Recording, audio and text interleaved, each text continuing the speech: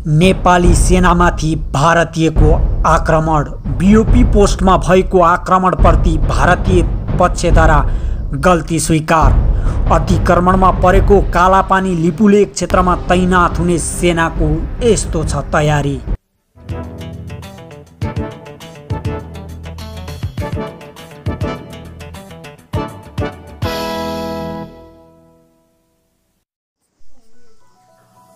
अतिक्रमणमा परेको कालापानी लिपुलेक क्षेत्रमा तैनात हुने सेनाको यस्तो तयारी।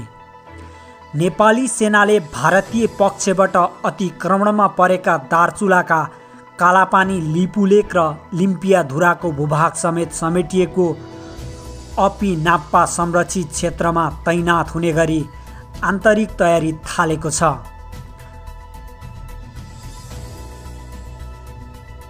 दार्चुला स्थित नेपाली भूमिमा सडक खनेपछि सेनाले अपिनाप्पा सुरक्षार्थ खटिने गरी क्रियाकार्य थालेको हो। सैनिक प्रवक्ता सहायक रथी विज्ञानदेव पाण्डेले सरकारले आदेश दिए आफूहरू त्यस क्षेत्रमा परिचालन हुन तयार रहेको समेत बताएका छन्। राष्ट्रिय निकुञ्ज लगायत क्षेत्रको सुरक्षामा अहिले पनि हामी तैनात छौँ, यो खबर कान्तिपुर दैनिकमा छ। सरकारले आदेश दिए चीन र भारतसँग सीमा जोडिएको अपिनाप्पा संरक्षित क्षेत्र सुरक्षामा पनि खटिन तयार छौँ, पाण्डेले कान्तिपुरसँग भने। यदि त्यस क्षेत्रमा सेनाको टोलीलाई परिचालन गर्न सकिए सीमा सुरक्षादेखि जङ्गल लगायत प्राकृतिक स्रोत साधन र वन्यजन्तु तस्करी नियन्त्रणमा मद्दत पुग्ने हाम्रो पनि धारणा हो। पूर्व सेनापति गौरव शमशेर राणाले सीमा अतिक्रमण नियन्त्रण तथा सीमावर्ती क्षेत्रको संरक्षित भूभाग रेखदेख तथा अन्य सुरक्षा निकायको ब्याकअपमा सैनिक शक्ति कसरी परिचालन गर्ने भन्नेमा तत्काल राष्ट्रिय सुरक्षा परिषदको बैठक बसेर निर्णय लिनुपर्ने समेत बताएका छन्। मुलुकको सीमा अतिक्रमण गरेर छिमेकीले बाटो निर्माण गरिसकेको अवस्थामा राष्ट्रिय सुरक्षासँग सम्बन्धित विषयमा सरकारले कस्तो किसिमको कदम चाल्नुपर्ने हो, यसबारे परिषद बैठकमा वृहत छलफल हुनुपर्ने हो, तर त्यस्तो केही देखिएको छैन, राणाले कान्तिपुरसँग भने। यस्तै बेला हो सुरक्षा परिषदको बैठक बसेर आवश्यक रणनीति बनाउने, यसमा सरकार सञ्चालन गर्नेको ध्यान खोइ पुगेको। प्रधानमन्त्री अध्यक्ष रहने सुरक्षा परिषद या रक्षा मन्त्री, गृह मन्त्री, परराष्ट्र मन्त्री, अर्थमन्त्री, मुख्य सचिव र प्रधान सेनापति सदस्य रहने संवैधानिक व्यवस्था छ। परिषद बैठकमा आवश्यकता अनुसार विभिन्न क्षेत्रमा विज्ञहरू समेत बोलाएर सरकारले राय सुझाव लिन पनि सक्छ। बीओपी पोस्टमा भएको आक्रमणप्रति भारतीय पक्षद्वारा गल्ती स्वीकार। बीओपी पोस्टमा भएको आक्रमणप्रति भारतीय पक्षले गल्ती स्वीकार गरेको छ। झापाको कचनवल गाउँपालिका 1 घेराबारी सप्रबल बीओपीको पोस्टमा गैराती भारतीय नागरिकले आक्रमण गरेका थिए। आक्रमण गर्न आएका भारतीय नागरिक हवाई फायरिङ पछि भागेका थिए। सो घटनाको विषयलाई लिएर आज 2 देशीय समकक्षी सीमा सुरक्षाकर्मी दुवैतर्फबाट स्थानीय प्रतिनिधि सम्मिलित बैठकमा भारतीय पक्षले आफ्नो तर्फबाट गल्ती भएको स्वीकार गरेको छ। आक्रमणकारीलाई कानुनी दायरामा ल्याउने सहमति पनि भएको छ। सशस्त्र प्रहरी बल 2 नम्बर हेडक्वार्टर भद्रपुरका सशस्त्र प्रहरी उपरीक्षक रेशम कुमार थाक्सुले राति 9:30 बजेतिर घरेलु हतियारसहित 150 को सङ्ख्यामा भारतीय नागरिक 12510 नम्बरको सीमा स्तम्भ नजिकबाट नेपाली सुरक्षा चौकीमा हुलहुच्चत गर्दै नेपाल पस्न खोजेपछि उनीहरूलाई रोक्न 1 राउन्ड हवाई फायर गरिएको बताएका थिए। नेपाली सुरक्षाकर्मीले हवाई फायर गरेपछि उनीहरू भागेर तितरबितर भएका थिए। भारतीय नागरिकले नेपाली भूमिमा लगाएको मकैबाली उठाउनका लागि जबरजस्ती गर्ने क्रममा झापाको सीमा क्षेत्रमा नेपाली सुरक्षा चौकीमा भएको यो तेस्रो आक्रमण प्रयासको घटना हो। एक साताअघि झापा गाउँपालिका 4 सुकुम्बासी बस्तीमा 131 नम्बरको सीमा स्तम्भ नजिक रहेको नेपाली सुरक्षा चौकीमा भारतीय नागरिकले हुलहुच्चत हुल हुज्जत गर्दा 2 राउन्ड हवाई फायर भएको थियो। भारतीय पक्षबाट सो घटनाका बारेमा माफी माग्दै अबदेखि सीमामा हुल हुज्जत नगर्ने प्रतिबद्धता व्यक्त भएको थियो। यसैगरी 1.5 साताअघि झापाको कचनावल स्थित सीमा क्षेत्रमा तैनात प्रहरीको टोलीमाथि भारतीयले आक्रमणको प्रयास गरेका थिए।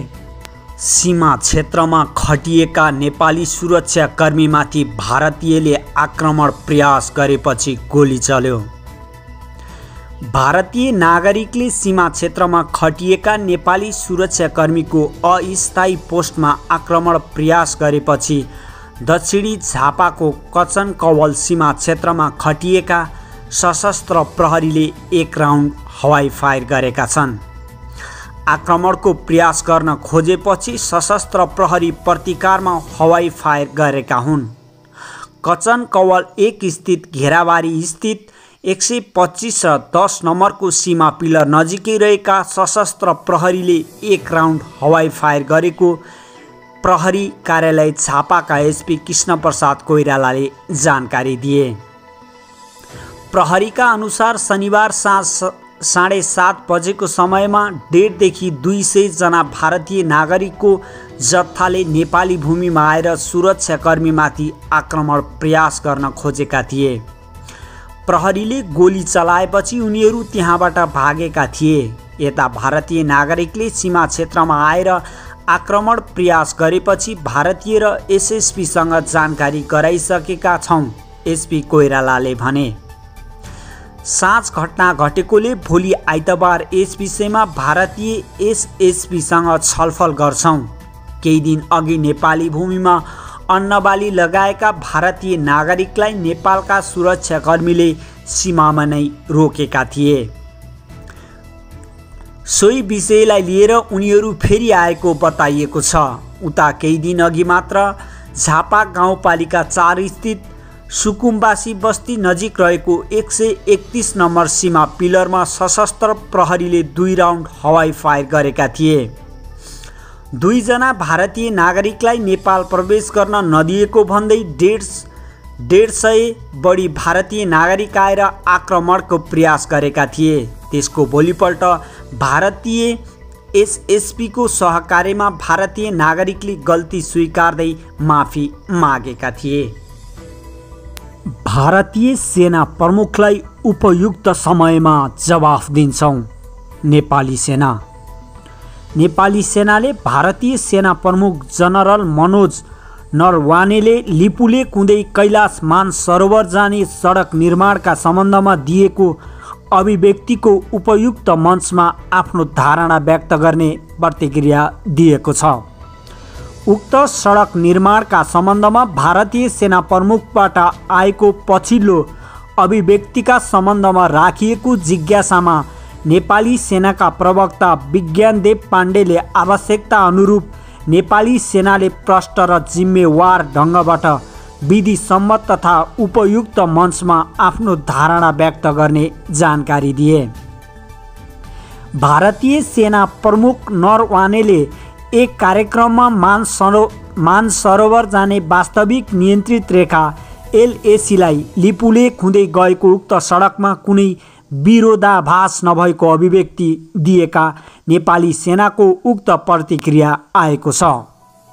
भारतले नेपालको लिपुले, कालापानी र लिम्पियाधुरा क्षेत्र अतिक्रमण गरी सडक निर्माण गरेको विषयमा नेपाल सरकारले यस विषयमा आपत्ति जनाउँदै प्रतिक्रिया दिइसकेको छ। यसअघि भारतले नेपालको उक्त क्षेत्रलाई आफ्नो राजनीतिक क्षेत्रमा समावेश गरेकोमा नेपाल सरकारसहित सम्पूर्ण राजनीतिक दलले उक्त नक्सा सच्याउन भारतीय सरकारको गम्भीर ध्यान आकर्षण गराएका थिए।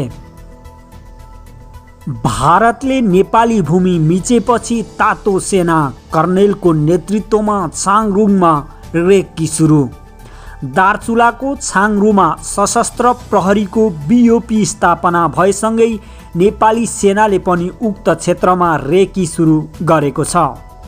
सेनाको अपरेसन विभागमा कार्यरत महासेनानी ज्योतिन्द्र महतको कमान्डमा सैनिक टोली दार्चुलाको सदरमुकाम हुँदै छाङरुङसँग रेक्कीको लागि पुगेको हो। नेपाली सेनाको टोली बुधबार सेनाको स्काई ट्रकबाट नेपालगञ्ज र त्यहाँबाट सेनाको सानो हेलिकप्टरमा दार्चुला पुगेको थियो। दार्चुलामा मौसमका कारण छाङरुङ जान नसकेपछि सेनाको दार्चुलामा रहेको MI-17 हेलिकप्टरबाट उक्त टोली कालापानी क्षेत्रमा पुगेको थियो। सैनिक प्रवक्ता सहायक रथी विज्ञानदेव पाण्डेले छाङरुङसम्म पुग्ने गोरेटो बाटो सेनाले तत्काल निर्माण थाल्ने तयारीको लागि सैनिक टोली त्यहाँ पुगेको बताए। कालापानी लिपुलेक क्षेत्रमा नेपाली भूमि अतिक्रमण गरेर भारतले सडक निर्माण गरेपछि सरकारले विवादित क्षेत्र नजिकै सशस्त्र प्रहरीको फौज राख्ने निर्णय गरेको थियो। हाल 25 जनाको बोर्डर आउटपोस्ट BOP राखिए पनि 160 जनाको फौज बराबरको गुल्म राख्ने गरी तयारी गृह मन्त्रालयको छ। नेपाली सेनाले पनि उक्त क्षेत्रमा आफ्नो उपस्थिति बढाउने तयारी गरेको स्रोतको दाबी छ।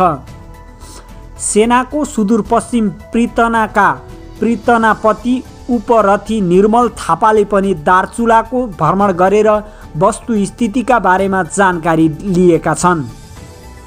भारतले कालापानी क्षेत्रमा नेपाली भूमिमा सैनिक ब्यारेक खडा गरेको तर नेपाली सेनाले सीमा सुरक्षामा चासो नदिएको भन्दै जनस्तरबाट चर्को आलोचना भइरहेको बेला सेनाको टोली कालापानी नजिक पुगेको हो। उक्त टोलीको नेतृत्व सेनाको अपरेसन विभागमा कार्यरत महासेनानी ज्योतिन्द्र महतले गरेका थिए। टोलीमा सेनाको प्राविधिक महासेनानी डाक्टर अजय राज भण्डारी र सेनाकै अर्का एक इन्जिनियर समेत सहभागी थिए। उक्त टोली त्यहाँ जानुको कारण स्पष्ट नभए पनि सैनिक मुख्यालयको निर्देशनमा उनीहरू रेक्की गर्न गएको बताइन्छ। टोलीले सेनाले निर्माण गर्ने भनेको सडक छाङ्रु आसपासका क्षेत्रमा रहेको नेपाली नागरिकहरूको अवस्था र सुरक्षा अवस्थाको बारेमा जानकारी लिएको स्रोतको दाबी छ। दार्चुला तिङ्कर सडकको निर्माण कार्य धीमा द्रुत गतिमा भएको भन्दै सरकारले गत वैशाख 14मा उक्त सडक बनाउने जिम्मा नेपाली सेनालाई दिने निर्णय गरेको थियो। राष्ट्रिय महत्त्वको दार्चुला तिङ्कर सडकको निर्माण कार्य विभिन्न बहानामा ढिलाइ भइरहेको बेला घाङ्टी बगरदेखि टिङ्करसम्मको 87 किलोमिटर सडकको निर्माणको जिम्मा नेपाली सेनालाई दिने निर्णय भएसँगै सेना सक्रिय भएको हो। विवादित कालापानी क्षेत्रबाट 12 किलोमिटर नजिक सशस्त्र प्रहरीको BOP को स्थापना भएसँगै सेनाले पनि सडक निर्माणलाई तीव्रता दिने तयारी गरेको हो। लिपुलेकमा नेपाली भूमि अतिक्रमण गरेर भारतले तिब्बतको मानसरोवर जोड्ने सडक बनाएपछि नेपालमा आक्रोश बढेको छ। नेपाली सेनाले पनि तिङ्करसम्म पुग्ने सडक तीव्र गतिमा बनाउने र आसपास क्षेत्रमा सुरक्षा व्यवस्था कडा बनाउने तयारी गरेको सैनिक स्रोतको दाबी रहेको छ। राष्ट्रसङ्घ दस्तावेजमा काली नदी वारी नेपालले सन् 1955 डिसेम्बर 14मा संयुक्त राष्ट्रसङ्घमा सदस्यता पाएको हो। नेपालले सन् 1949मा सदस्यताको लागि आवेदन दिएको भए पनि तत्कालीन सोभियत सङ्घको कारण नेपालले सदस्यता पाउन 6 वर्ष सङ्घर्ष गर्नु परेको थियो।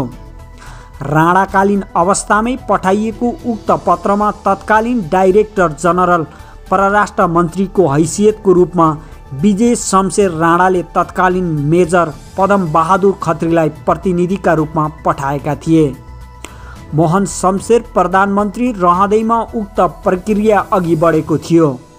नेपालले सदस्य प्राप्त गर्दा राजा त्रिभुवनकै प्रत्यक्ष शासन थियो।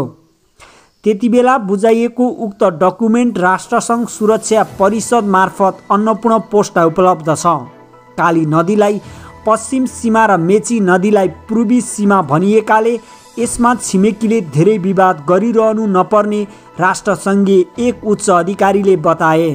राष्ट्रसङ्घमा सदस्यताका लागि बुझाइएको पत्रमा UN चार्टरको सदस्यता सम्बन्धी प्रावधानको धारा 4 अनुसार नक्सा बुझाउने स्पष्ट व्यवस्था भए पनि तत्कालीन अवस्थामा नेपालले राष्ट्रसङ्घमा सदस्यता लिँदा नेपालको नक्सा बुझाएको प्रमाण भेटिँदैन। तत्कालीन समयमा सदस्यता लिँदा नक्सा नै नबुझाएको पनि नेपालले आफ्नो भूभाग र सिमानाबारे नक्साकै जस्तो स्पष्ट हुने गरी लेखेर प्रमाणहरू बुझाएको थियो। नेपाल भारतबीच सीमा विवाद जारी रहँदै यो मुद्दा अन्तर्राष्ट्रिय अदालतसम्म पुगेमा यस्ता प्रमाण बलिया आधार हुनेछन्। नेपाल भारतबीच सीमा विवाद जारी रहेमा इन्टरनेसनल कोर्ट अफ जस्टिस आइसिजे नदीको मुहानलाई केन्द्र मान्ने स्पष्टै देखिन्छ। अर्थात् काली नदीको मुहानलाई नेपालको आधिकारिक सिमाना कायम गर्ने अन्तर्राष्ट्रिय कानुनका विज्ञहरूको धारणा छ। यसैलाई आधार मान्दा पनि अहिले भारतले निर्माण गरेको सडकको 19 किमी सडक नेपाली भूभागमा परेको परराष्ट्र मन्त्री प्रदीप ग्यावालीले नै स्पष्ट पारिसकेका छन्। विगतका सन्धिलाई आधार मान्दा सुगौली सन्धि अनुसार धारा 5 मा नेपालले कुमाउ गढवाल लगायत क्षेत्र गुमाएको भनेर लेखिएको छ, जसको अर्थ हुन्छ काली नदीको पूर्वको नेपालको भूभाग हो। राष्ट्रसङ्घमा बुझाइएको उक्त पत्रमा पनि काली पश्चिमको भूभागमा नेपालका राजा वा उसको सन्ततिले कुनै अधिकार राख्दैनन् भन्ने सुगौली सन्धिको धारा 5 का बुँदा पनि उल्लेख छ। नेपालले 65 वर्षअघि संयुक्त राष्ट्रसङ्घमा सदस्यता लिन बुझाएको दस्तावेजमै नेपालको पश्चिमी सिमाना काली महाकाली नदी रहेको प्रष्ट उल्लेख छ। राष्ट्रसङ्घमा सदस्यता लिँदा नेपालले पश्चिममा काली नदी र पूर्वमा मेची नदी लगायत अन्य भूभागसहितको स्पष्ट आँकडा दिएको छ। राष्ट्रसङ्घको सदस्यता लिँदा मुलुकको विगतको प्रमाणित इतिहास, सीमा, जनसङ्ख्या, वैदेशिक सम्बन्ध, मुलुकको क्षेत्रफल, जनसङ्ख्या, स्थापना भएको वर्ष, अन्य देशसँगको सम्बन्ध, छुट्टै राज्य हो भन्ने यथेष्ट प्रमाण लगायत विषय स्पष्ट किटान गरेर लेख्नुपर्ने प्रावधान अनुसार सबै प्रमाणित कागजात नेपालले उपलब्ध गराएको थियो। कालापानी, लिम्पियाधुरा र लिपुलेक क्षेत्र नेपालको रहेको भन्दै सरकारले भारतलाई पटक पटक कूटनीतिक नोट दिइसकेको छ। भारतले पनि त्यस क्षेत्रलाई विवादित क्षेत्र भन्दै वार्ताबाटै सल्टाउने बताइरहेका बेला नेपालको अर्को छिमेकी चीन जोड्ने सडक निर्माण गरी उद्घाटन गरेको हो। राजा र इस्ट इन्डिया कम्पनी बीच सम्झौता हुँदा 3 नम्बर धारामा नेपाल र इस्ट इन्डिया कम्पनी बीच अब उपरान्त सीमा विवाद हुने छैन र शान्ति कायम हुनेछ समेत लेखिएको छ। नेपाल सरकारसँग तत्कालीन सम्झौता रहे पनि अहिले भारतले चीनको तिब्बत जाने मानसरोवर मार्गको उद्घाटन गरेपछि नेपाल भारतबीच सीमा विवादले उत्कर्षमा पुगेको हो। नेपालले लगातार वार्ताबाट समाधानका लागि मिति माग गरेको र भारतले यसमा व्यवस्था गर्दै आएको छ। नेपालले त्यतिबेला सदस्यता लिँदा नेपाल निकै पुरानो मुलुकका रूपमा व्याख्या गरेको उपलब्ध डकुमेन्टमा छ।